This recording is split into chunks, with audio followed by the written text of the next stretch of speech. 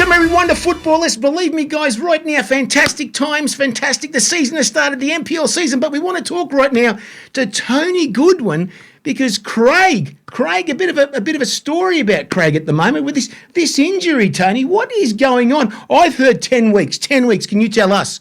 This is coming from the real guy here right now, guys. So forget the others. This is the true story. Okay, it's 10 to 12 weeks. So it's what he's basically done is torn the tendon from the groin. Yep. It's in a situation where it's not a complete tendon tear all the way through, so there's no surgery required, but it'll be a good 6 to 7 weeks of rehab to let the natural process of scar tissue take over. Mm-hmm. If it knits back the way it's expected to, it'll be actually stronger than it was before. Mm-hmm. And then the rest of it will be basically getting back into fitness and match fitness. So if Adelaide don't make the finals, it's season over. If they do make the finals, he may come off the bench maybe for an appearance sort of thing rather than risking it straight away. Yeah. So but it will be about 10 to 12 weeks. Yeah, so Tony, would he even want to play for Adelaide if he's got a big opportunity? And to me, he's needed in the US because of his experience. So, do you think that Tony Popovich would say, "Look, we want to take you over, but we don't want to risk any more problems"? Do you think he'd have to listen to the? He won't do it. It's hard with Craig. It's pretty hard to hold him back. He'd want to play for the club he loves. So Yeah. So he would, especially if finals are at go, because if at the moment they're doing all right. It's not the perfect way they're playing, but it's getting close. I mean, like Newcastle have really got their stuff to get their act together. They're looking great. The way they just continuously run and attack and put pressure on the opposition is admirable. So, but credit to Millsy because he's obviously pre-season was probably all running and fitness. So they're doing it well. I mean, we got away with a nice win against Sydney last night. Mm-hmm. Could have gone either way for both teams. Yes. Bit of luck for us at the end there with poor old Devonish Mears with these. I think he might have slipped or something at the end there because he seemed to be taken off the centre line of the ball. So, but anyway, poor bugger.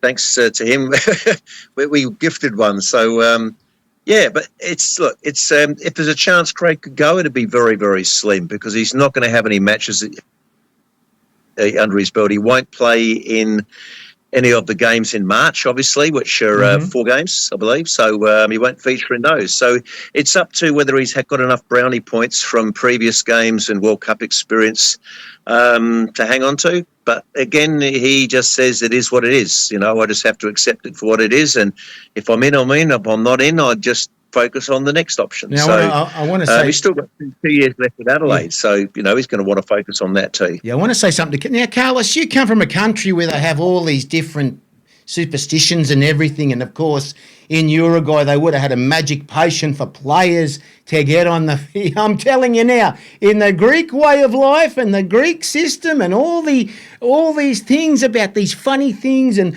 all these voodoos and things, I understand. There has to be something I can tell you a few stories about some of the things that are happening in Greece about footballers, players, soccer players. You must have something over there to help Craig. We got to do something, mate. We got to get him over there to the US. At the end of the day, regardless of all this hokey, all these voodoo stories, yes, the only thing that works is having the mental fortitude and do the repetitive, boring exercises to strengthen that injury so that it's back to a level of fitness. So nothing works but hard work and tenacity. And I was going to ask Tony, obviously, he can't run for 6 to 8 weeks, I will assume. So he's doing a lot of weight training to keep up some sort of fitness up. But in the meantime, what is Craig doing? A lot of upper body training?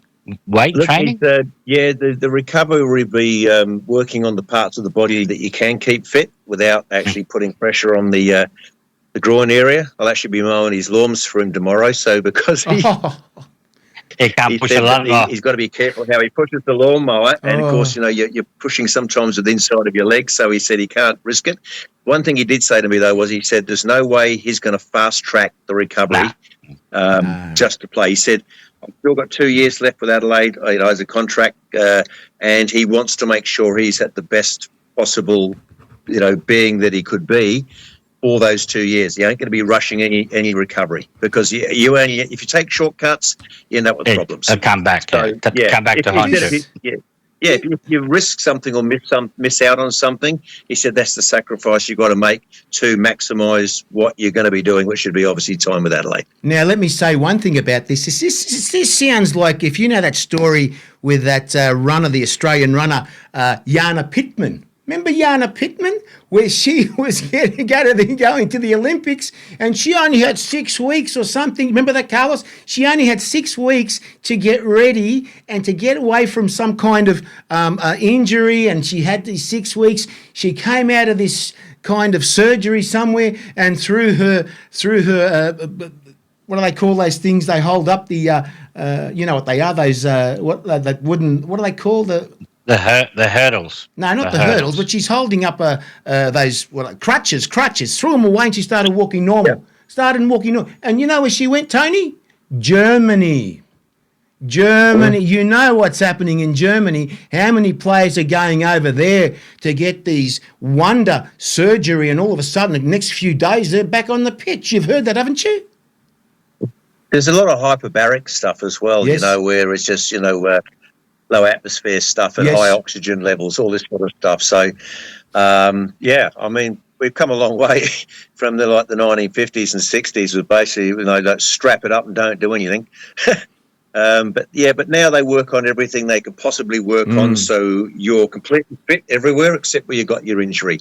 And then after the 6 weeks, 7 weeks of the repairing, then he'll start working on that bit. So, which is obviously your running and flexing and moving and stuff like that, and you're stretching. So, Adelaide's got a very good medical staff. He's also got the Socceroos medical staff to call upon with their experience as well. So, he's got some good people around him. It's not like the first time he's overcome some injuries. Last World Cup, he did the same thing when he had his, I think he had a groin issue at the time. I think it was the osteoitis pubis. So, he overcame that. It was touch and go with that as well. So this one, probably the timing's a bit later.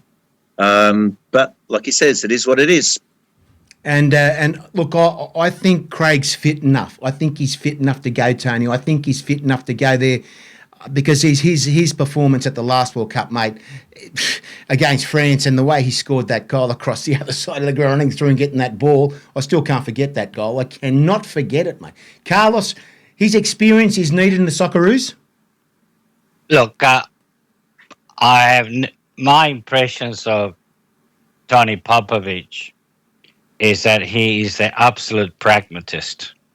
He builds his team around a very solid defence and midfield, which makes it very hard to score against us. And then he puts some flair in between. I'm not sure that Tony Popovic will take a risk with a player that it is maybe 60% fit at the expense of a similar player who have been knocking on the door, said, look at me. So it's a tough one for Popovic, because he has to choose, there's a lot of players who are shining or playing really well in Championship. For example, Mohamed Toure scored again for Norwich. I can't believe it. Segetic is doing really well. Cameron Devlin's doing really well. So when it comes to choosing your 23 plus your 3 standby players, it's going to be a tough gig for Tony Popovic. Because number one, he is an absolute pragmatist. He will win a game ugly, and he did it with the Wanderers. Oh, we remember that game. When they won the Asian Cup. Exactly. It wasn't pretty. It is defend, pinch a goal, and park the bus. Okay? So he will. So I think it's a. I think if I was one of the players who could play this wing back position, and I have been playing regularly, and scoring brownie points. And Popovich, in his wisdom, because of Craig's previous World Cup experience, chooses him at, say, at 60% fit. I will be quite upset. I will respect coach's decision because he's got the last say. Yeah. But I don't know. I think it's a tough one, and I think Popovich is also speaking to the coaching staff. What do we do? How do we? Because Craig brings something that is Craig. The other players in a similar position are similar, but they don't have what Craig brings: the precision crossing, the shooting from long range, the set pieces. So it just the set. It's going to be it's going to be a very tough time, tough choices for Popovich. And the crucial point here is, as Tony said, Craig misses the March window. When I would think the March FIFA window, he will give a lot of the fringe players a run and see how they step up to international football, how they respond to his training regime. And Popovich controls your diet. He is an absolute. He's in control. He's ringing you and he's checking that you. I mean, he took the bacon and eggs for breakfast, mate. You know. I've seen him. Lollies. Wait till you don't see. Eat lollies at training or No, not lollies. You're in deep shit.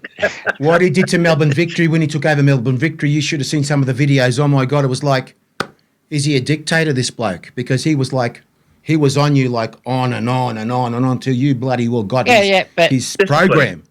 Yeah, but discipline, and if you have a routine and you follow that routine and you see that routine brings results, I'll be happy to give my lollies away. Oh mate, because we all want to. Because I have a coach that has used the same methodology at other clubs and got them to the final. He's yet to win a grand final, but he got them to the finals. Oh yes. So if it works, you go, what if I can't have my bacon and egg for Sunday breakfast? Yes, yes. I have to have my turkey mince sandwich or something. So exactly. Popovich is a hard taskmaster, but I will say also a very fair coach that will give people a chance when they deserve a chance. And will read the Rio Act like he did to Azani. You have to perform consistently for the green and gold, and improve your defensive duties. And he did for Melbourne Victory when he was there last. So time will tell. But you have, as you said yesterday, Tony, there could be other people falling to injury, so opens the door for other people, and Craig could be one of them. That the door opens because the people in front of him got injured. Exactly. Now, let me the medical teams do constantly speak to the players. Like Craig will get a phone call generally after a game. Look, how do you feel? You got any injuries? You got any strains? Anything? So literally every time a player that's in the actual squad or previous squads is playing, they're always keeping the medical staff of the Socceroos up to date, and they have a complete dossier where every player is at, and that goes straight back to Popovich. So he can make decisions almost day by day. Yeah. So it's very, very, very structured. And it's very scientifically driven. It's science driven. Everything that the team does from the football analysis down is just science and data driven. Exactly. Now, Tony, we would love to see him at the World Cup. We know what he can do at the World Cup, his fitness. We know exactly the set plays, which I've seen many times, mate, with Harry Suter as well, mate. That cross is needed at the World Cup, Carlos. He's so pinpoint with Suter. You've seen it, Tony? Yeah, I know he's your son. I know we can talk about Craig forever, but the thing is, those crosses to Suter, you've seen them, Tony, huh? And of course, goals. So there's a set play that we could be missing too. But anyway, the coach is the coach, and we know what he does. Now, boys, I want to go to the next part of the show. Is that now, Tony? You've seen some games. Is it next week? The week after? You said. I can't believe how late you guys are, South Australia. How late is it? Friday the 27th is the first game of Friday night game. I think it's Para Hills and Croydon and Para Hills. Then the following day is the old derby. It's Hellas versus Juve. Oh, mate. So that's back. Oh, So geez, West Adelaide were promoted. So that's an awesome way to kick off a Saturday, having those two teams play each other for old time's sake. And then Metro Stars are also playing Campbelltown, which is another cracker of a game too, because obviously Metro doing quite well in the Australia Cup championship. Sorry, they did. They were pretty good. There's a lot of players that stood up there and did some great things. Yes, so yes. Danny Greystone's done a great job with them. So. Like I said yesterday with Carlos, it's a battle of the Dannies. You've got Daniel Mullen coaching Campbelltown and Danny Greystone coaching Metro. So, yeah, massive way to kick off that weekend on the 27-28. So Tony, I'll bring Carlos in just for the stuff in New South Wales. But the funny thing about when you said West Adelaide coming back up again, how many times do they go down? How many times they come back up again? That's unbelievable. You remember with Jim Sekena's got a great up. Ground. Yes. The Sportsplex. Yes, the Sportsplex down there. Yes, so they've opened it up. It's all open and everything. That's quite good. Yes. It's a really. They've named the stand. I think it's after Neil McGackie. Oh, gee. It was an awesome player way back in the days for them. So great guy. So I've been there a few times. It is an awesome place. I think Adelaide City are hosting this game, though. I think. Okay. So that'll be at out in their ground. So, but again, though, for old time's sake, because I remember after the grand final last year, it was being played. I spoke to one of the West Adelaide guys, and he said, the word is first game next season, the Battle of the Big Derby. Oh, geez, I tell you what, I'd love to be in Adelaide for that, mate. Can you imagine the Greeks on one side? And I've seen it, mate. I've seen it here in Melbourne. I've seen things. Though. Oh, it's fantastic. Yeah, it's great. Oh, mate. Let me say, Carlos, this week, mate. Yeah. This week, Carlos, just for everyone, what I'm wearing here right now. You know what I'm wearing, boys, mate? Olympic, Carlos. They're on the way back again, Carlos. Come on, mate. The things that have been happening there, mate, this is the best thing that could have happened to Olympic to win one of their games. Was it 5-1? 5-1, really? It was 5-1 against the newly promoted team, Southern District. Oh, okay, Raiders, here we go. Who had a player sent off. But Olympic deserved their win after a shocker from the previous week. Yes. And it's second round, early days. Marconi is the benchmark under Peter Sekenas. He's been there for a long time. And when you have stability in the coaching ranks, that breeds success. I think Sekenas been with Marconi for 7 to 8 years with his faithful assistant, the other Peter Apothis or something. His name. They've been together. Yeah, they've been together like 15, 20 years. Unbelievable. And Marconi's the benchmark. They beat Rockdale, who got Harry van der Sar, former A-League player, former Wanderers player in their squad, 4-1 away. So the point that I wish to make, if you have a stability in the coaching ranks, that will breed success over time. Mm-hmm. You look at Ferguson, 27 years. It's the difficult times to begin with, but eventually things started to kick in. Yes.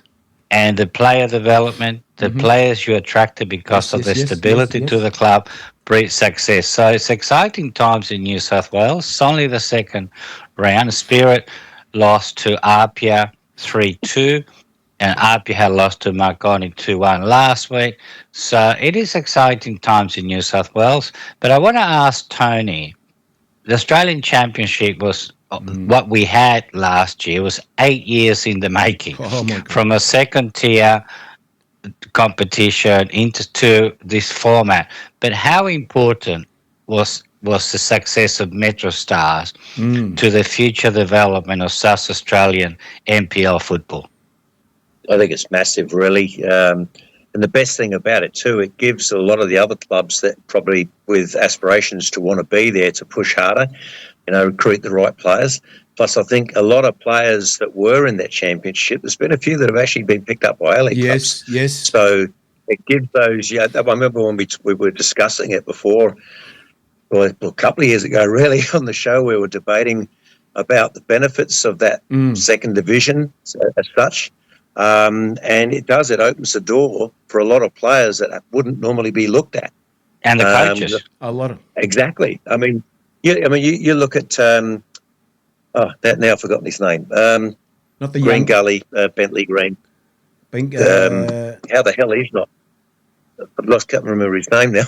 How the hell I mean, he was assistant to John Aloisti at Western United. You're talking And about he's back coaching yeah, NPL again. John Yeah, I mean, Anastasiadis. John Anastasiadis. that's it. Yeah, He was brilliant coach. yeah, he was actually they were talking to him trying to get down to Central Coast Mariners. No, he's not going to move. He's not going to move. So Yeah, there, brilliant coach. Yeah. You know, everything he's been involved with has been successful. Again, it highlights the fact. I mean, the coaches as well as the players, and I can see good things. I mean, it's sort of like Metro helped put the NPL really on the Australian map here, more so with their performances. And a lot of those players will be looked at, and all the other clubs from interstates, their players will be looked at. And, you know, so therefore, I guess the NPL clubs may recruit even more wisely now if they've got aspirations of achieving something in the Australian Championship. There's 10 guys. I think it bodes well. There's 10 guys. That's the best thing to come out of it. Carlos and Tony, there are 10 guys that have been recruited elsewhere. Would you believe this? Overseas too. Brilliant. And you know that Manny Agwek, you saw, remember that we were at the final and we saw that kid, the African boy, score that goal for a massive mistake with Marconi, the players there. Mate, you know where he's playing right now? They've recruited him directly to the Super League, the Thailand Super League, straight away, straight in. There you go, straight in. Look, as we said, the more games you're able to play against better teams and better players, the better for you. It is. For the players' development, the coaches obviously get to test themselves against other teams, other philosophies. The players get to travel together because, let's face it, when you play NPL, everyone drives to the away ground. There's no coach that takes you there. But this time, you get to fly together as a team.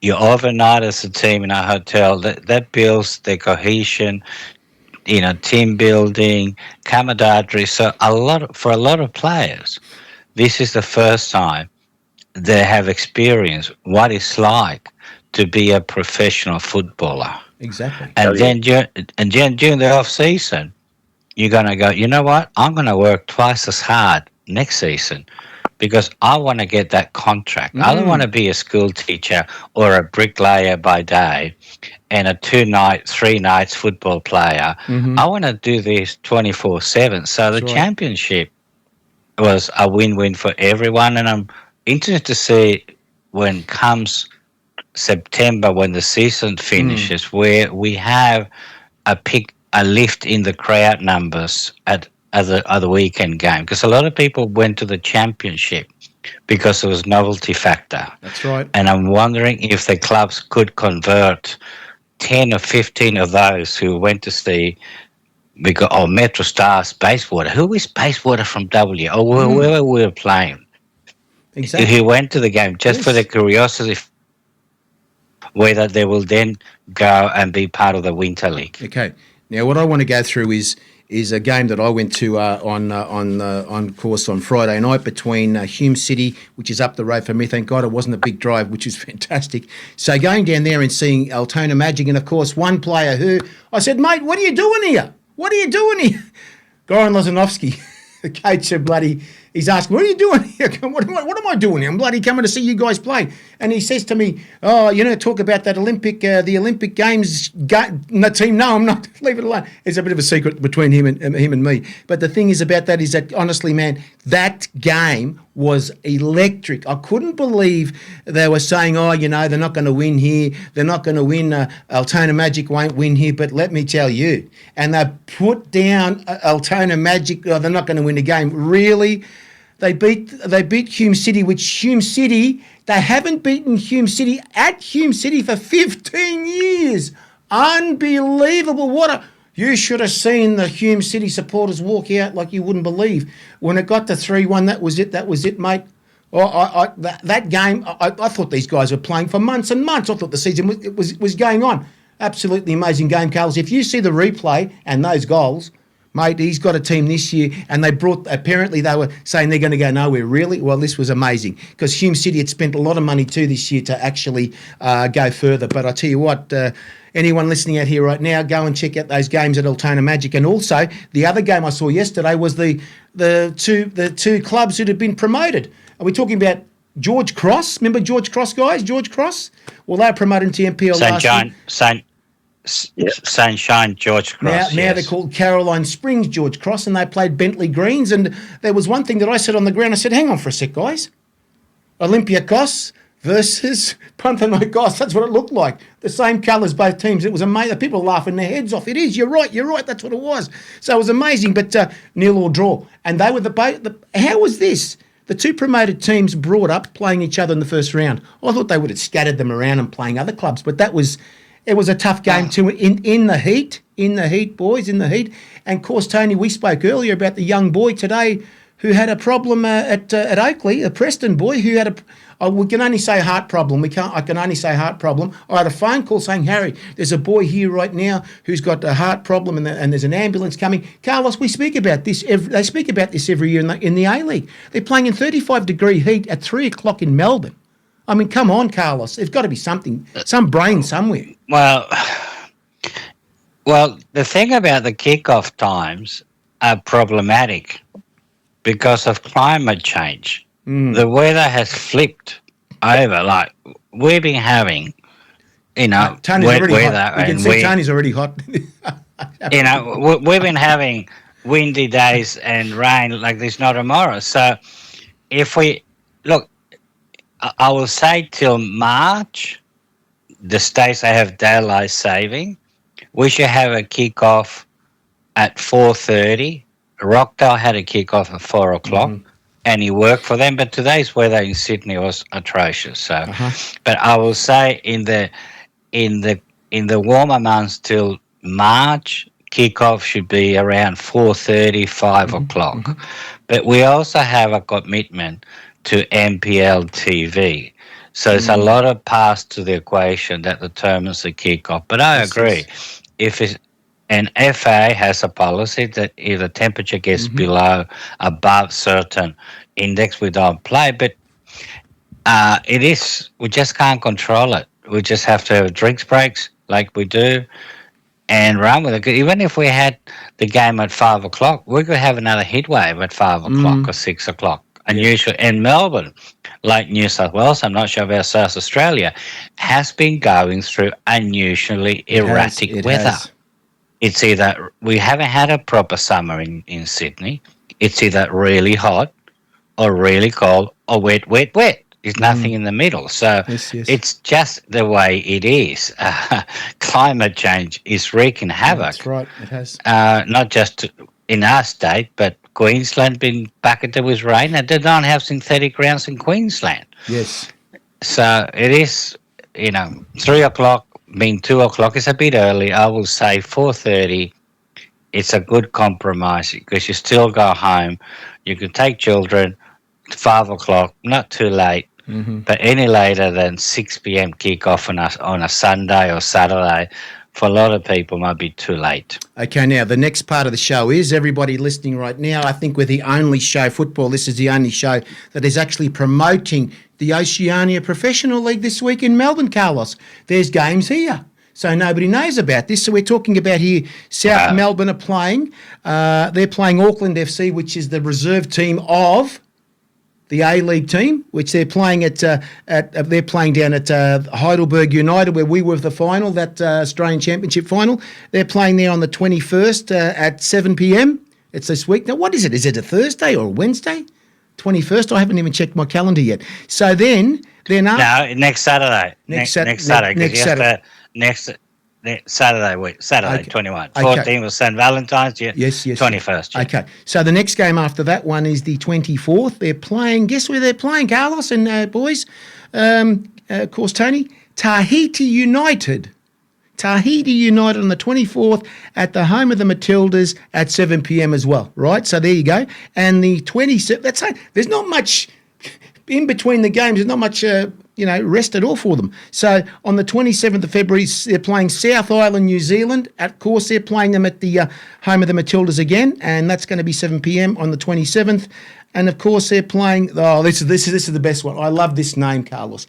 The Solomon Kings. The Solomon Kings, mate. Beautiful name. And of course, they're playing in the home of the Matildas at 7 p.m. as well. So there are 4 games here, and there's 2 or 3. There's only 3 days between every game. So this is bang, bang, bang. Like as I said, it's a hub. Well, it is a short window that FIFA and the Oceania professionally wanted to have to allow players to return to their to their state leagues. There's one thing I would do if I'm not in charge of the OFC, but I would like to see some of the big games being taken to regional Victoria. Yes. Who is crying out for quality football. Exactly. I know there's a lot of logistics taking the team to Mildura or Shepparton or somewhere there. Yes. Because you got to fly into Melbourne, hop on a bus, but eventually I would like to see, including Australia Cup games, South Melbourne, Adelaide Hellers City, taking the game to a regional area to promote the game and just give those country folks quality football because they're crying out. Even the Socceroos to play in Hobart, hello.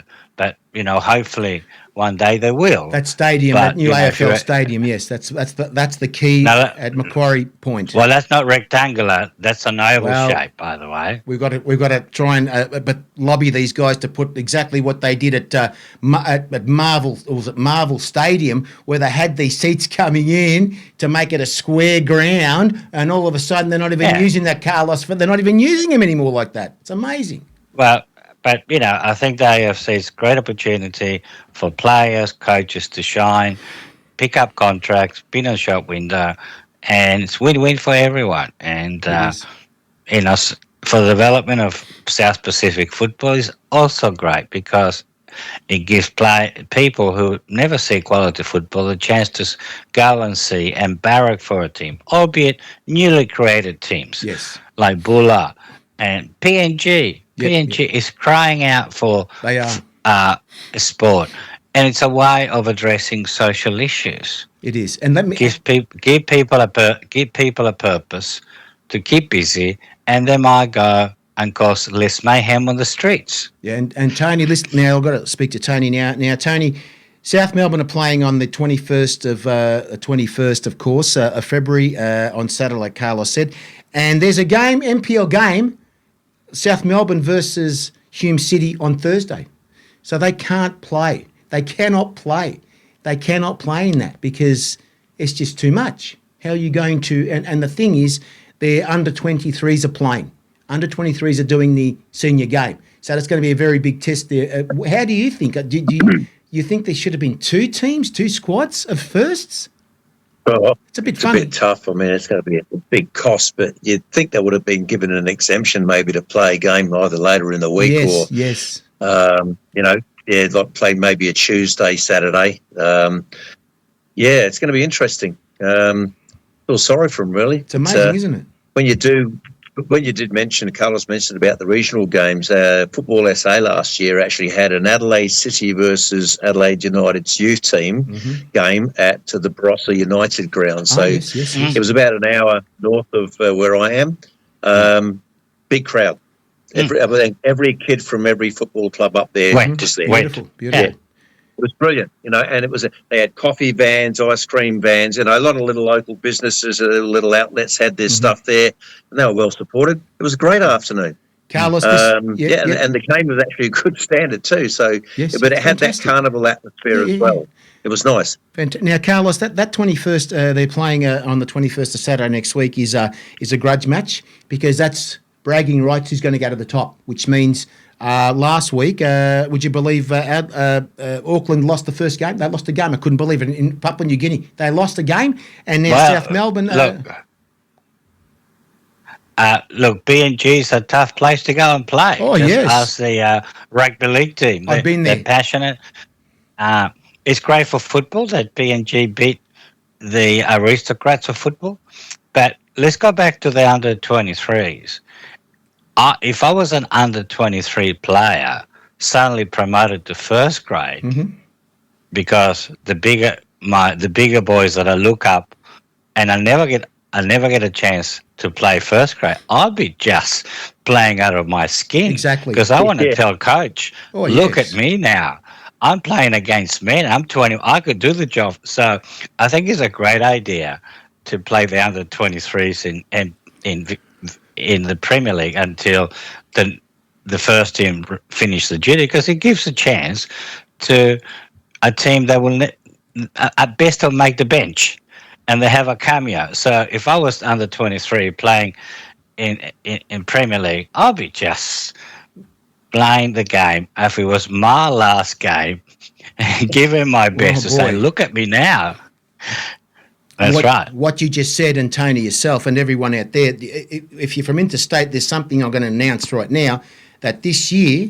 Ooh. No, this is a dead set. This is dead set, really. It's hit it's hit the clubs bad too. This is bad. serious. Oh, mate, they're going... You should see the things that are happening this week. A lot of coaches complaining and going crazy about 3 players this year of course, in the NPL teams. You must have compulsory 3 under 23s, Carlos. Unbelievable. 3 under 23s to play in NPL Victoria. Every club must abide by that. Gee, I tell you what. Tony, what do you think? I mean, should it be that way? Well, personally, I think that if you didn't have 3 under 23s, it'd be a bit odd. You'd have an ageing squad in this day and age. Yeah, you look at like Adelaide and Newcastle's side. There's probably no one over 23. Boy. Yeah, look, I don't see an issue with it in the sense that, I know clubs want to win stuff, but if you're going to give guys a chance at the higher level, you'd want to have a decent selection of under 23s, because obviously if you pick 3 and they fail, you're not going to keep picking them again. That's right. So there's good quality in there so you can promote them, but then they get the chance to prove themselves. So, yes, it's probably good for the development of kids in the state. But it's up to those kids to take their chance if they get given a chance. Just don't take it like, I can't be dropped because they've got to have me in the side. You can't have that attitude. It's basically, you're going to be there, you've got to show something, and then that's the whole idea of it. But I don't mind it. It can work, but I'd be shocked if you didn't have modern sides today, if you didn't have a decent selection of under 23s. Carlos, yourself, I mean, I think it's New South Wales NPL aren't doing it, but it's only for Victoria. Wow. No, I think NPL is a lot of youngsters running around under 23, but I think FA and Football Victoria have been watching the clubs, no doubt, and it's a side indictment that you have to mandate that you have to give 23. You have 3 players on the 23, because if the clubs were giving a go to the youth, it would not have been mandated. So the other side of the coin is that I'm sure the Foot Victoria have been watching how many youngsters are coming through the ranks and playing first grade. For development, and maybe it's not enough, and the clubs haven't been forward in their thinking. So it's been mandated, which says a lot about the philosophy of a club. As Tony said, if you're not promoting or mixing experience with exuberance of youth. Exactly. Now, I've got one more scoop before we go. This has been one more and we're going, guys. One more, and the next part of the show comes up very shortly, guys. Of course, it's going to be the Premier League. Wow, the Premier League's coming up very shortly after this one. But let me say, from a good source, Western United is back next season. Carlos, has it shocked you or what? Well, I think, the debts have been paid to the ATO. So, they're clear. Obviously, West United learned a lot of lessons in the short stint. And if they have a new owner with deep pockets, and if I was a coach, and I'm hoping they pick a coach from the state ranks so that because not many coaches from the A League are picked from the Premier League. There are people in the Premier League who are doing really well and getting the runs on the board, but they don't seem to get a gig in the A League. So if West United comes in, I hope to do better than they have been. Their infrastructure will be a lot better because a lot of work we've been done that we haven't seen. And it's an exciting project for the new coaches to come into West United and build a team from zero, like Aloisi did, and he did well. So if they come on board, obviously they have to be more financially sound and stable, because we cannot allow West United to fail again. Exactly. Tony, yourself, what do you think Correct. before we go? Yeah, look, it's when you think about it, I mean, okay, it must already be in the mix, because you couldn't just say, come the end of the A-League season, right, you got 3 months to put a team together. Yeah, okay, you can go through all your uncontracted players and stuff like that, and all your agents to be obviously throwing these names at you on the desk. But they'd have to know something now, because if you've got a coach in mind, he's going to have to start planning a squad. And you've got the youth squad, then you've got your women's team. So, and then they'll be looking at a squad of probably 20, 28 players, maybe 25, 28. So there's a lot of work to be done. But then how many players were there that didn't get gigs? How many of those are still contracted? And have they been given a free to go somewhere else to play in an NPL? Well, let me tell you, I'd love to see, like I said, John Astaniadis. You'd love to see him being given a go. He could come back. And he's already worked under John Aloisi before, but he's a guy who could step into that role, and you'd be confident that he would actually probably do a good job. And of course, their reserve team is playing in MPL 1. Sorry, VPL 1. So there you go. They're already prepared for the development of the club next season. Guys, thank you for joining us tonight, guys. Here comes the next part of the show. Thank you. Well, guys, welcome tonight to Football S. We've got the crew on right now talking about the English Premier League.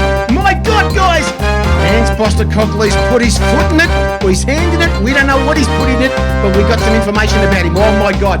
Let's party right now. Here we go. Hup, check it out. Hup, feel it. Oh, yes. The cup of life, this is the one. Now is the time, don't ever stop. We should have known, gotta be strong. We should have known, right from the top. And when you feel the heat, the world is at your feet. No one can hold you back if you really want it, Gary. I see it in your eyes, you want the cup of life. Not the daisy, you're gonna get it, Kenny. Do you really want it? Tell me right now, Graham, do you want it for Chelsea? Here, we are the people, we are the passion, guys. Welcome to Football List tonight, guys. Boy, we got a massive Premier League show for you on Hans Postecoglou. Hans Postecoglou's name has become a swear word in England, guys. We're going to talk about that very shortly. Now, boys, welcome tonight. Honestly, boys. Now, Gary, I'm going to say a few things about Ange right now, of course. And you know Ange, you've spoken to Ange, you know what sort of person he is, and you know that, Gary. So let me say right now, Ange has come back and actually said, he has said right now that this is Ange's rant, guys, Ange's rant. He has called them Spursy. Spursy. Now, Spursy's like a little Spursy, is that right? Not a big club. Dare to do anything there. They're not a big club. And, well, Gary, what do you say about those words? Well, if you look at the managers that came before him, you can start with, you could do Conte. I mean, you just go through them. None of them won anything. Ange won something. So I think he's got every right to say what he thinks.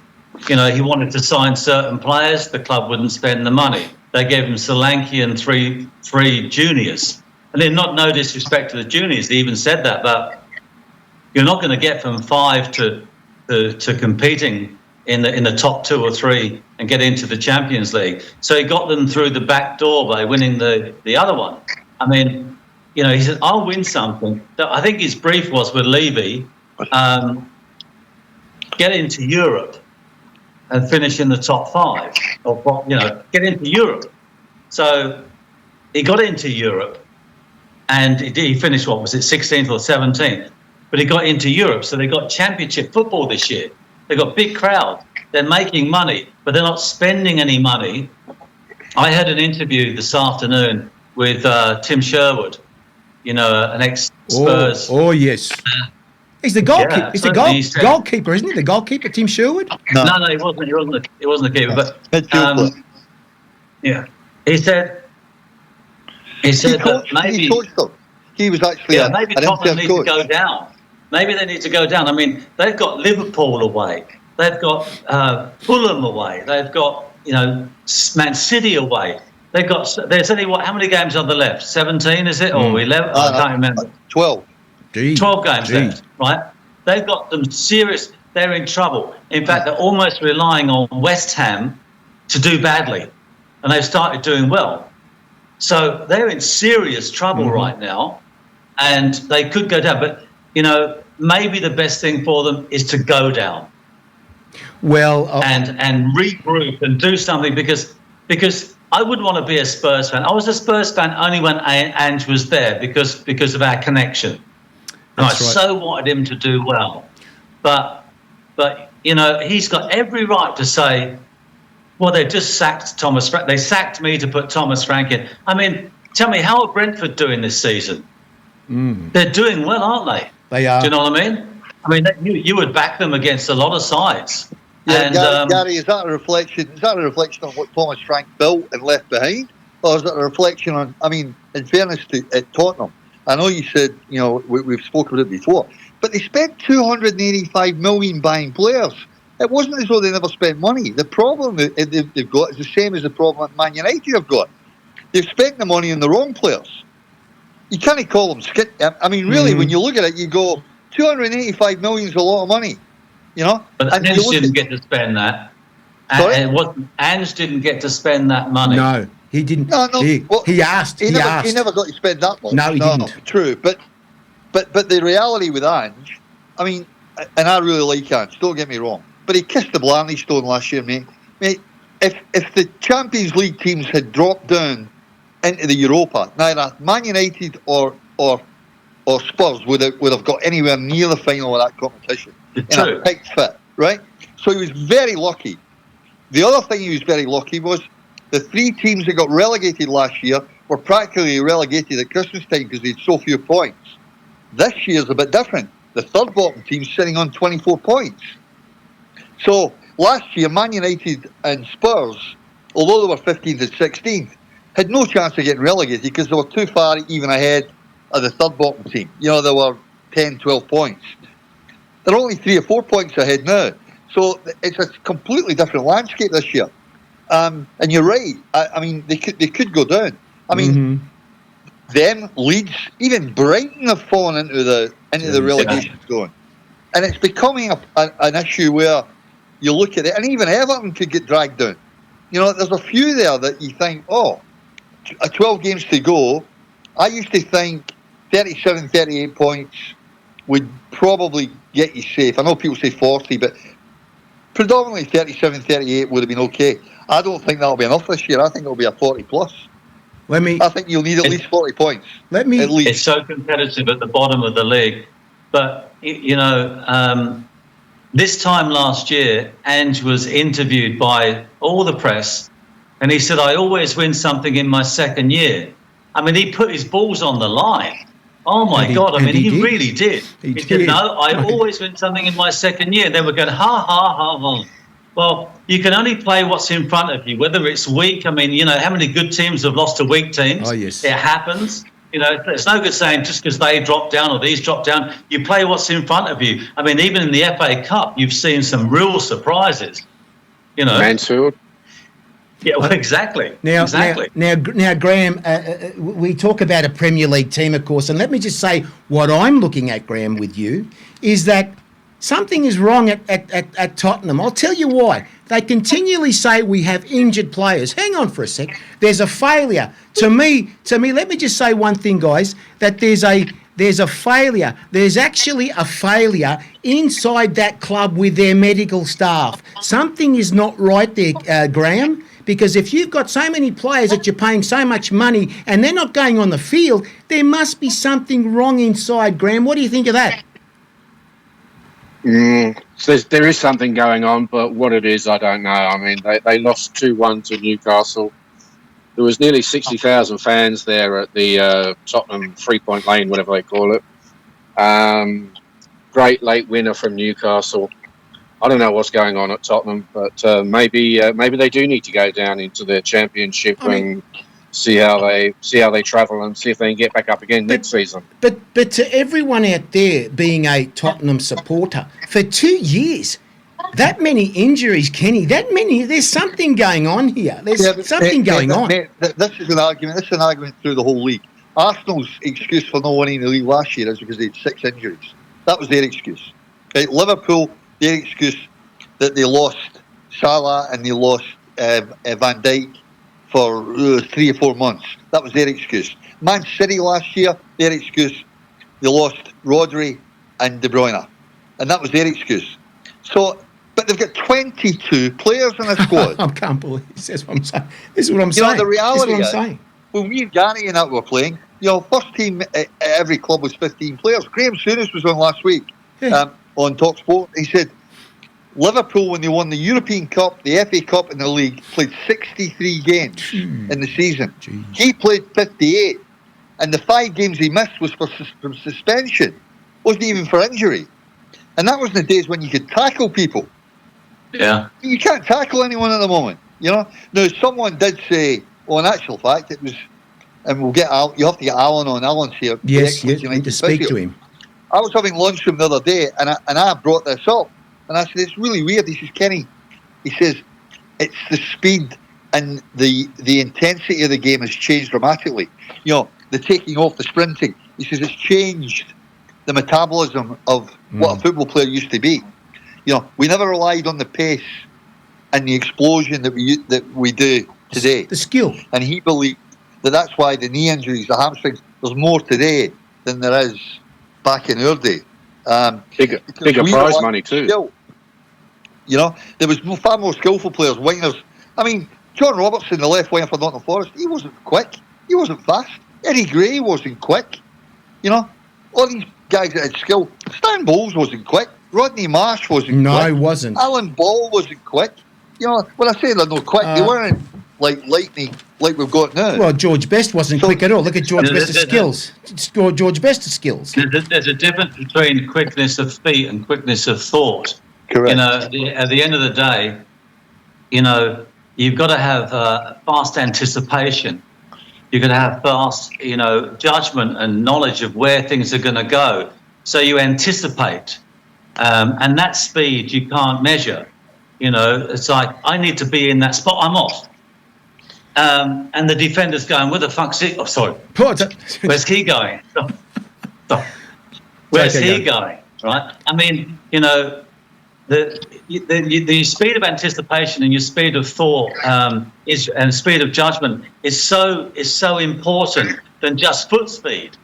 I mean, George Best definitely had foot speed. I mean, I played against him a couple of times, and he could drop the shoulder, and that 5 meters, that 5 yards, he was gone so fast. Do you know what I mean? And I don't know how he managed to avoid so many really dangerous tackles that came into him, from the side and everything. It was like rubber legs. But I don't see why some clubs in the EPL don't have injury lists and others do. Tottenham, said that last year he had 11 players out, so he had to play all the young boys at the back and everything else, and Van der Ven and Romero, they're all injured. And then this year it's the same. So I think, like you were saying, there's something fundamentally wrong with their training. Wrong, yeah. And what they do. I mean, whether they warm up properly or whether they warm down properly, or I don't know. I mean, there's no excuses. There's no excuses for, the groins and the calves and the thighs and the back and the, if they're getting in our day, we were getting thrown up at half time with a gash down the side where the pad didn't keep the stud out. And, 5 minutes to half time, you're going, don't sub me. You can stitch this up. I want to come on for the second half. And the doctor's stitching it up at half time and strapping it up and saying, you can't go back out, but you go back out. Exactly. Of course you want to go back out. So it's a whole different level. They would never do that today. But I just think that, this injury-prone Tottenham, and I know there's other clubs that have, like Chelsea have had quite a few injuries as well, but, some clubs don't have injuries. That's funny. So it can't be that some clubs have lots of injuries year in, year out, and other clubs don't. And let me the interesting thing is most of these clubs we're talking about have totally changed the coaching staff. They've sacked the coach and the new coach, and we'll get the same issue. Ange's coaching staff all went. The new coaching staff's come in, same problem. There's something wrong in there for sure. So it's obviously, is it the type of player they're buying who, and maybe the medical's not getting checked correctly, that they have got inherent injuries or something that's not showing up in a medical before they sign them, or something. I mean, it seems to me that there seems to be inherent teams that just constantly have got bulk injuries. I mean, the lad that, and his name escapes me at Leeds United, that's gone to Sheffield United, the striker, he was constantly injured.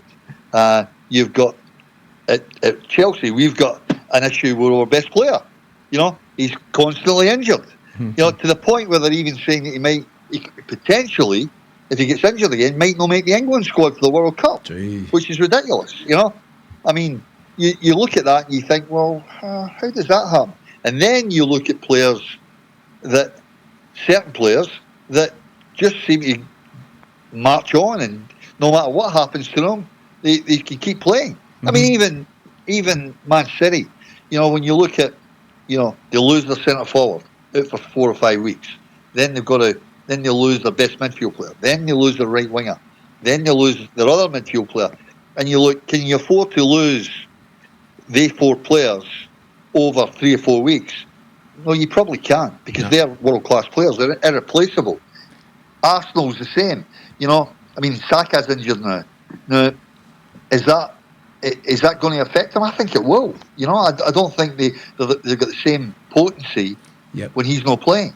But I just look at, I mean, I have to say, I think you said it last week, Gary. I mean, I don't think I think the game or the league is exciting. But I think it's very, very robotic. Most of the teams. There's a few teams that are a little bit different. I could watch Brighton and I could watch Bournemouth 24/7, because no matter they play home or away, they go at teams. They don't park the bus; they just go. And if they win, they win. If they lose, they lose. But they have a crack. Okay. And I think that's what's happened with Wolves. They've not had a crack this year. And they've tried to park the bus. I'm gonna go to great. Do you remember last week, mate? Remember last week we were talking about West Ham, Man United. Yes. And I said West Ham have got lots of incentive to do well in this game. They're actually playing quite good football.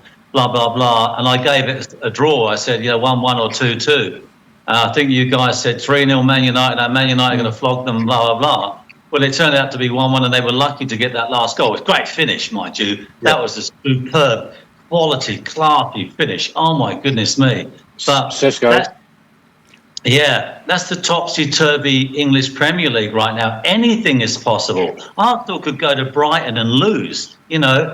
Fulham, they've been brilliant this season. I mean, they're looking at a European spot. Who would have thought that, Newcastle started really well and they've dropped down there. Sunderland started really well. They've dropped back. Yes. So everyone's capable of anything, and it's like, I'm so excited by it.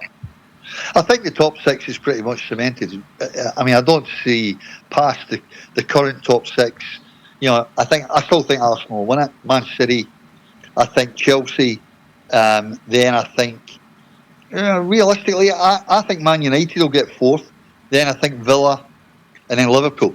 I think Liverpool will run a 6th.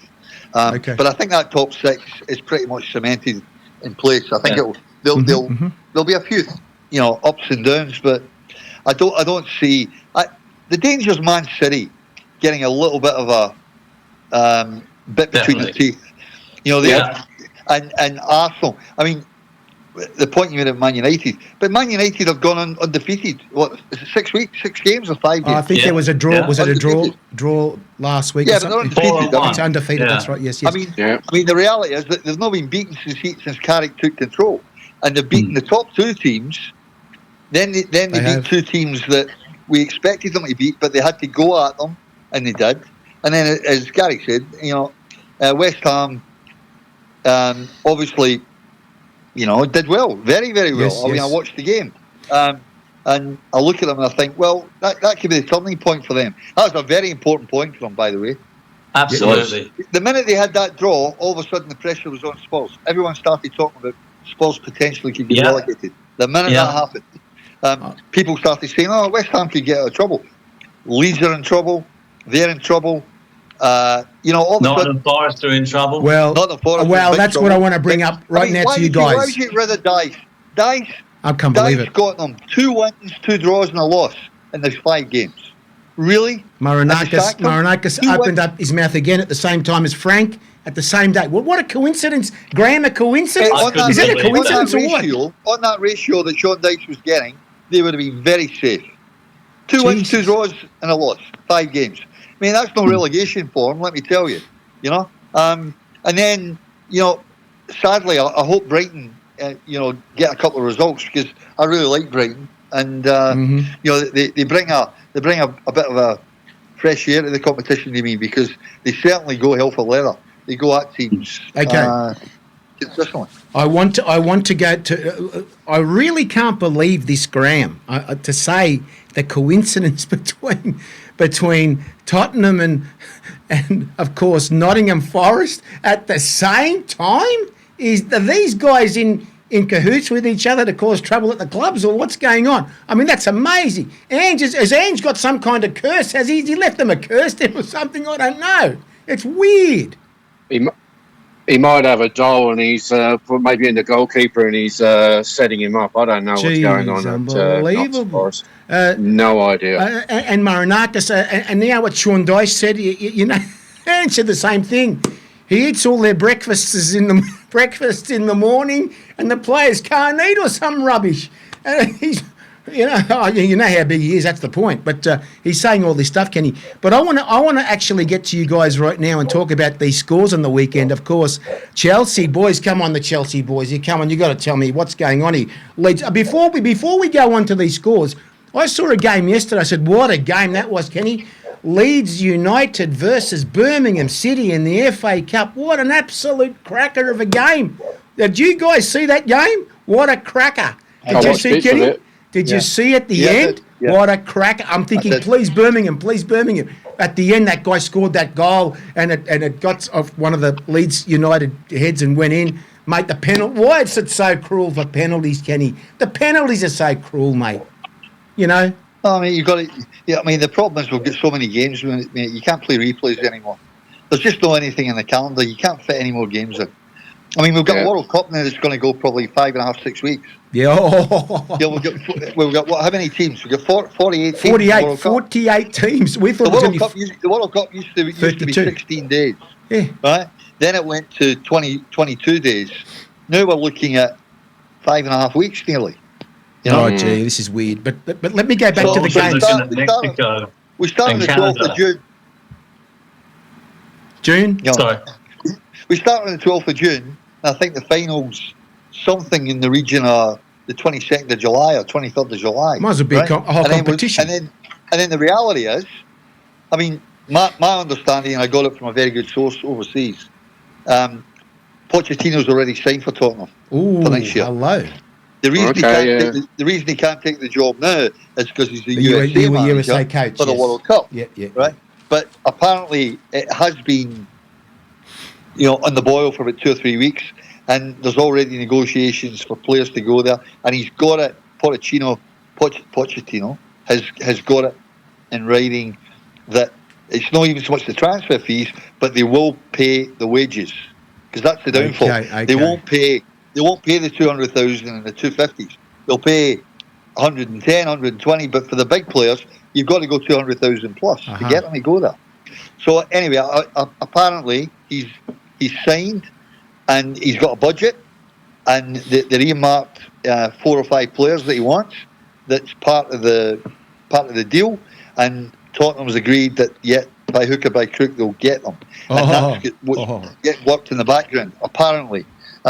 So it'll be interesting because, in fairness, Pochettino, when he was there, when he went to the January transfer window, he asked for 2 players. Mm-hmm. They never got him the 2 players. They got to the final of the Champions League, and they lost the league. They finished second by 2 points. Jeez. If he'd got the 2 players, they could have won the league and won the Champions League. Different story. You know, we wouldn't be sitting here talking about. He'd still be there. That's right. And he'd be the greatest hero in the world. Okay. You know. Let me just say, boys. Do you think he'll? Go on, Grant, first. Do you think he'll still take the job if Tottenham go down? Oh gee. Yeah, I don't think they'll go. That's a good question. It's a really good question because I think when he's agreed 2 or 3 weeks ago to go there, I don't think it was an issue. I don't think they could see that happening because West Ham were only looking great. The 2 teams already gone at the bottom. The third bottom team was, I think at that time, 10 or 11 points behind.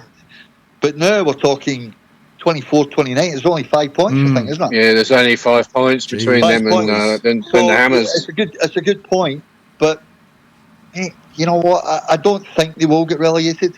I just don't think they will. I just think they'll scrape through. Well, let me say, I think what West Ham's got to climb through. Great result last week, but they've not really got a home ground. Mm-mm. The fans don't like it. They don't have any advantage there. Or it doesn't feel like they've got any advantage there, like Anfield or White Hart Lane when it used to be. Any of the grounds that the fans hate it. They don't like it at all. So I don't know if running in with 12 games to go, you can look at home games. So with some of the clubs you can go, Arsenal at home, they'll be hard to beat. Liverpool at Anfield will be hard to beat. Old Trafford, Man United hard to beat. West Ham at home, they could get topped by anyone, but they could win a few. But boys, there's other teams who could like. I think Forest is the team that quite possibly. I think they'd be the favourites to go down. I think. Okay, look, I want to go to the club scores, guys. I want to go to the scores because they're all playing during the week, and I don't know whether it makes a difference for them playing during the week because I don't think they have enough time to recover anyway. But Chelsea 2-2 to Leeds. Come on, guys. Tell me, Graham, please, mate. What's going on here? What is going on, mate?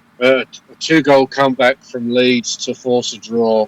Gee. Wasn't very happy watching that game. Kenny, did you watch it, Kenny? I did, mate. I have to say, it's probably consistent with Chelsea's form this year. They win 2, draw 1, win 2, and they just don't go on a run of winning 5 or 6 games. We just seem to don't get that momentum going, do we? Mm-hmm. I mean, you're right. 2-0 up. It's a funny score, 2-0. Gary will tell you. You don't like being winning 2-0. It's a frightening score. I do hate to say this, but last week when we mentioned the Chelsea game, Leeds, I said, well, Leeds are very dangerous. They're actually playing quite good football. They could do anything. And I said a draw. And you all 3 of you bollocked. You said it. Mate, in fairness, you did tell us the Titanic was going to sink too. There you go. So mate. I'm just saying I did say that Leeds are capable of a draw there, but anyway, there you go. We're Chelsea supporters. We're always going to go with the favoured Blues. I'm going to get to Everton, and you said about Bournemouth improving. Here you go, Kenny. You boys said Everton 1, Bournemouth 2. Boy, that's another boil over. And now Spurs, of course, Newcastle. Now, geez, Newcastle finally got a win today. Fantastic. Now, well, I did. I picked Newcastle to beat them. And you did. I just feel Newcastle can, they're hot and cold, but I have to say, don't wipe them out to get a Europa spot. I think they will. I think they'll be up there.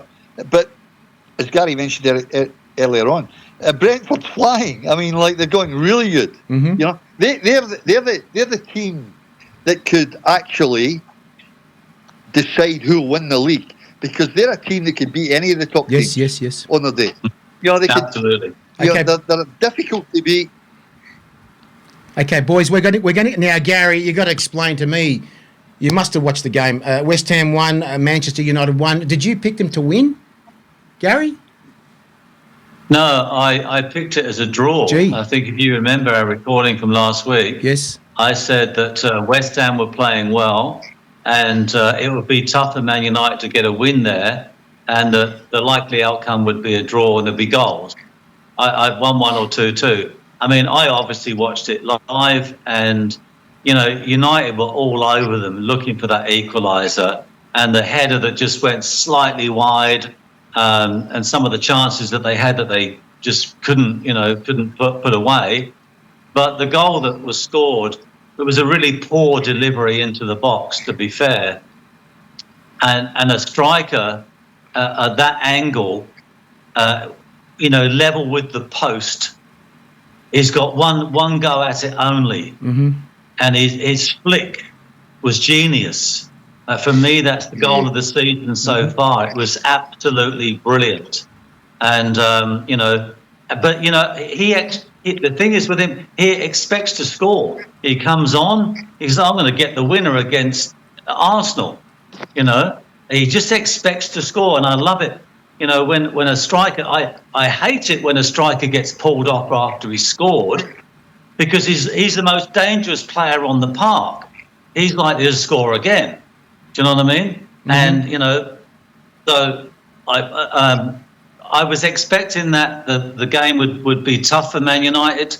I thought West Ham are probably looking and going, well, if we can get a result of some kind here, they would look at the disappointment on the coaching staff and the players at West Ham that they scored in the 95th minute. Gee. Look at the disappointment. Gee. They so wanted those 3 points, which means they're hungry in the changing rooms, they're hungry on the training park, and they're going to be dangerous, and Tottenham need to bloody well watch out.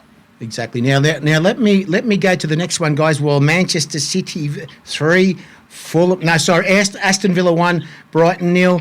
Okay, the other game here is, of course, Manchester City 3. Oh, Manchester City. Oh, here we go, boys. Can they do it? Can they get on top, Kenny? Well, I still think Arsenal will win it. I just think they haven't looked as though they're going to hit a bad run. And when they play badly, they're still picking a point up. They're other than Man United, they haven't looked as though they're going to lose a game. They just have enough in the tank. I think Gawker is, he scored a few goals in the last couple of weeks. It's not quite what was expected of him, but at least he's getting on the score sheet. I think they've got a couple of players that were injured are back this week, but obviously it was the FA Cup. I think Man United's going to give them a run for the money. Oh yes, but I think it'll go. But I still think Man City will finish second. Okay, I want to go now to, of course, Nottingham Forest 0, Wolves 0. Oh Jesus, Nottingham Forest could be falling right down to the, as we said before, and also Crystal Palace. Crystal Palace 2, Burnley. Graham, I tell you what, mate, Burnley, like Kenny said before, they're flying.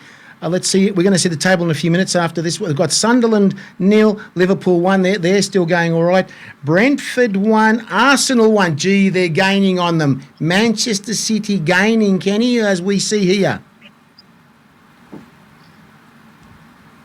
You there, Kenny? Well, mate, look, as we said about Brentford, Brentford could do that to any team. They could do that to Liverpool. They could do it to Man City. They're capable of beating or getting a point. They're very difficult to roll over, and they have been. In fairness, when Thomas Frank was there, they've been in 5 years now, 5 seasons. And they've always been that mid-table, even a little bit higher. For a club of small resources, that club's done a fantastic job. Like as has Fulham, as has Brighton. As was Bournemouth. Bournemouth did a marvellous job. It's just sad. I'm sad seeing Burnley up and down, up and down, up and down. It's a bit sad. Bouncing back and forward. But yeah, it'll be an interesting run-in. I haven't had a good look at, but I think Man City still have to play Arsenal. I think they've got Arsenal still to play. So, Yes. We're down to 12 games, and it could go to the wire. But I think the six is the six. I think the 5 for Champions League, and I think Yes. Liverpool might miss out in Champions League. I think they'll end up in Europa. Gee, I tell you what. City play Arsenal in the League Cup on the 22nd of March. Gee. And they also, Man City are at home to Arsenal on the 18th of April. Oh, gee, big games, massive games.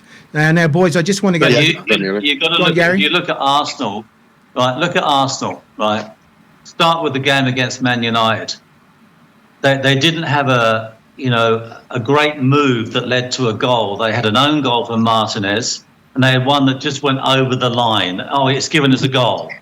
Whereas Man United scored 3 technically great goals, brilliant goals, in fact. And I thought they outplayed Arsenal completely. And Arsenal were lucky. I thought 3-2 flattered Arsenal. And I looked at the Brentford game, the Brentford game with Arsenal. And I don't see them playing the way they were playing 8-10 weeks ago. I think that Arsenal, a D-Day time is coming up for them. And if they drop any more points, which they just might, I think Man City will take charge of it. So I don't think it's a no-brainer that Arsenal are going to win the league. I just don't think in the last 3, 4, 5 games they've actually played well enough to look like champions. Whereas Man City, actually, and I'm not a Man City fan by any means, but God, they've all of a sudden hit a bit of a patch, haven't they? Oh boy! Yeah. And who's Man City? It's like these next 2 or 3 games. Man City beat Arsenal at Main Road, and I'll tell you what, it will be all over for Arsenal. Let me tell you, Who's Man City got this weekend? They've got a huge game. Newcastle. Newcastle, that's a huge it's one. a massive game. That's a Gee, huge boys. game.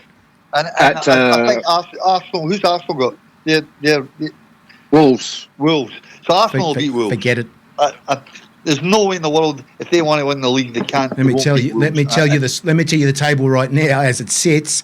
We can only hope. Arsenal 57, Manchester City 53. Wow, I tell you what, this could be a changeover in 2 weeks. We don't know. And I tell you what, Mikel Arteta, is he going to be cutting his wrist again or what? I tell you what, that's 1 and 2. Aston Villa 50. If Newcastle beat Man City, it's back to 7 points. Oh, geez. Unbelievable. This is the interest. Oh, boy. So we're talking here Aston Villa. Aston Villa still third at 50. Wow. Manchester United 45. They're in 4th spot. Chelsea are 44. They're in the Euro League. Of course, we've got Liverpool at 42 points. Brentford is 40. You've got Everton at 37. Bournemouth 37, the same points. Newcastle 36, Sunderland 36, Fulham 34, Crystal Palace 32, Brighton 31, Leeds 30. Geez, 1 point between them. Spurs are 29. Gee, they could drop completely. Nottingham Forest, boys, 27. West Ham is 24. Burnley 18. I think they're gone. And Wolves for sure. But I think Burnley, who knows whether they can improve, Kenny? I don't think they can. Wolves are definitely gone. They're gone. They're done. Burnley can't climb 2 spots. Yeah, 18 points to 12 to go. No chance. Exactly. But I've gotten actually. You've got NFD. 24, and I think 13th, 14th, 15th, and 16th are only sitting on 30, 31 points. So that's only 2 wins. Between West Ham. So there actually could be a few twists. I think because we've now got 3 dead set relegation candidates that we had last year and the year before, because the teams that get promoted the year before and the year before automatically bounce back down again. We had Norwich and I made Burnley and they bounced straight back down. And at Christmas time they were so far behind that it was done and dusted. We've got 1 team now that's lying in third bottom that's within striking distance of about 4 or 5 teams. So it'll be interesting. Okay, now I've got the games this week, guys. Now we're talking Saturday. Is that Saturday the 28th, or I've gone too far? Tell me, Graham, am I gone too far? You've gone too far. It's the 21st. 21st. Okay, the 21st. So you might have them there, Graham. Is that right? Aston Villa versus Leeds at Villa. Ooh. I'll go Villa 1-0. Gary? Yeah. Got to think about that. Leeds are so dangerous, and Villa are unpredictable. Yeah. That could well be a draw, I think, especially as it's kind of a Aston Villa in the Midlands. Leeds is like an hour's drive up the road. I'm going to go for a draw. There'll be goals. Yeah, I think there'll be goals. I agree with Gary. I think it'll be a draw, 1-2 2 something like that. And then we got Brentford versus Brighton and Hove Albion. Sorry, Harry. I think. You're right. Yeah, I hope Brighton win, but I think it'll be a draw, 1-0. Yeah. Yes, Graham. I think keep Brighton going. 1-0. Brighton 1-0. Brighton 1-0. Yeah, that looks like Sorry, this week. I missed the intro. Who's it? Brighton and Brentford at Brentford. at Brentford, 2 p.m. Brentford will win that.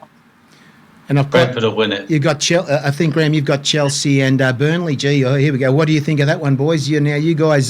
Chelsea, Burnley. Chelsea. Definitely, Burnley are going to thrash them. What did you say? You're only saying it because of these two guys. That's all it is. I reckon 3-0. Gary. I reckon that'll be a. Lucky they haven't sworn at you right there, Gary, because these guys are Chelsea. Oh God, they're freaks. 3-0 to Chelsea. Oh, here we I'm with go. Boys, I tell you what here right now, West Ham at Bournemouth. Jeez, that's a little. By the way, I do have a soft spot for Chelsea. Okay. I was sitting in the school in my school in Bedfordshire. My best mate was a Chelsea fan. Yes. And he said, "Look at all the agents: Hutchinson, Harris, Hounsman." He went through all of those. That team with the ages. Yes. And then yes. I think I might have told you, Harry, that don't worry. I'll tell you another time. It will come. I think. I used to like. We need another Ian Hutchinson. I used to call him the windmill because his arms used to rotate when he used to do a throw. Those long throws. I used to watch him, mate. I used to watch him. Used to throw. All's good to the near post, back flick. Jeez, unbelievable, coming in, Houseman coming in. And Chopper Harris. That's Chopper coming Harris, back. Peter Actually, Benetti. the long throws are coming back in again. The long throws are coming back in. Holland. Yes. McCready. Hell. Charlie Cook. What a team. What a team. Boys, now, boys, let's go here. We've just said West Ham, Bournemouth. Now we just said that Manchester City, Newcastle. Wow, this is could they get up there? I'm going for the wild card. I think Newcastle will beat them 2-1. Okay. It's at the Etihad. Yes. Yep. I think it might be a draw, 1-1. Gary. Okay, City win for me. City win 2-1. Gee, I tell you what. And then we got Crystal Palace and Wolves. Well, we know what's going to happen there. They won't win a game, of course, for the rest of the season, I think. Crystal Palace will beat them. Mate, you know what? I'm going to go for a draw in that game. Palace are really under pressure. Yeah, I mean, they've lost their centre half and their captain. They've literally raped and pillaged that team from the beginning of the season to the January transfer window. And, they've put the coach under enormous pressure. And they've had a real bad run. And Wolves are not that bad a side. I mean, they just look, they've sort of given up. But that's not to say that on a day they can't, don't get a little bit of a pop-up and have a go. So I'm going to go for a draw in that game. Well, this is... I'll say draw. 1-1. This could be a disaster, a massive disaster here for Nottingham Forest. They could be dropping down to the third last place, boy, depending. They're playing Liverpool, so I think here we go. This could be Gary. Nottingham Forest are finished. Is that right? They're going to be this week. They will be down there third last. You think? Liverpool will win 3-1. There you go. Yeah, I think it'll be. I think the same. I think 3-1. They're done. And 2-1. Gee, boys, that's Marinakis will be burning down the stadium. If he gets, I'm telling you now. Do you know what he does, Kenny? Have you heard what he does in Greece when Olympiacos loses and they're in big trouble? Have you heard it? He pulls out something out of his pocket and he shoots it in the air. Oh my God! Have you seen? You not seen it? Will he do that in England? I wonder if he'd do it in England. He'll be arrested for that, wouldn't he? I tell you, that's the other thing. So, as well. Oh boy, Sunderland versus Fulham. Here you go. Sunderland, Fulham boys. Fulham 2-0. I'm going for a draw on that 2-2. Okay. Fulham definitely going to win that 2-1. There you go. And now here we go, boys. Here we go. Could this be like we always said a few weeks ago, Kenny? We said it a few weeks ago. Amarin's gone. New coach comes in. He starts winning games. Now, the guy that's coming in is Igor Tudor for Spurs versus Arsenal. Could this be a changeover? Could this happen, Kenny? Yeah, I reckon Arsenal will win 3-1. I tell you what, remember what we said about Manchester United?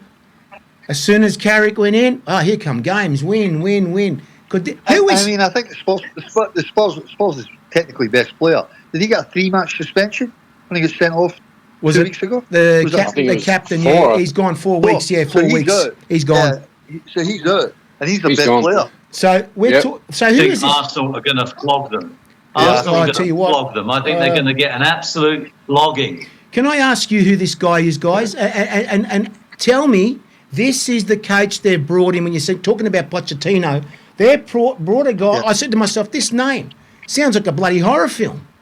Igor. Yeah, he's a Croatian. He's a Croatian. He played for Croatia at centre half. Igor and he played in Italy, and he played at a top level. He was a good centre half. I remember him.